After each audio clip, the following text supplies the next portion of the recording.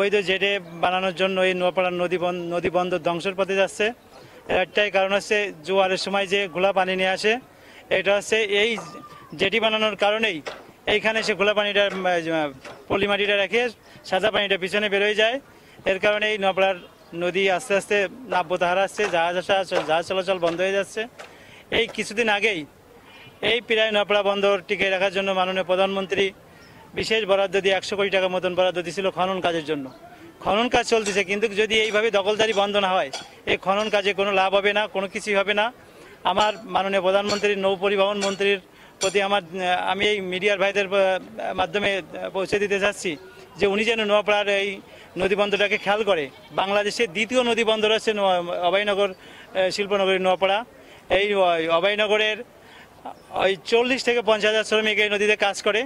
এদের একেবারে যদি নদীটা বন্ধ হয়ে যায়, পরিবার পরিজনে না খেয়ে থাকার মতন অবস্থা হয়ে যাবে। আন্দোলন যদি আমরা 7 দিনের আলটিমেটাম দিচ্ছি, এর ভিতরে যদি উচ্ছেদ না হয়, তাহলে আমরা পরবর্তী কর্মসূচি দেবো, একদম নোয়াপাড়া বন্দর নগরী অচল করে দেবো, শ্রমিক ধর্মঘট করব।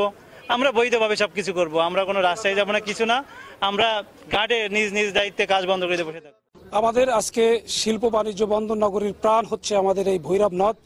এই নদীটি এক শ্রেণীর অসাধু ব্যবসায়ীরা, তারা নদীর ভিতরে পিলার গেড়ে নদীর ভিতরে বালি মাটি পাথর ফেলে আমাদের নদীর স্বাভাবিক যে গতিপথ, যে নদীর যে নাব্যতা, এটিকে নষ্ট করছে এবং নদীর ভিতরে তারা জেটি নির্মাণ করে নদীরকে দখল করে নিচ্ছে। এইভাবে দখল করতে থাকলে আমাদের নদী একদিন বন্ধ হয়ে যাবে এবং আমাদের এই শিল্প বাণিজ্য বন্দর নগরী ধ্বংস হয়ে যাবে। এখানকার লক্ষ লক্ষ মানুষ বিভিন্নভাবে আর্থিকভাবে এবং কর্মসংস্থান হারাবে বলে আমরা আশঙ্কা প্রকাশ করি।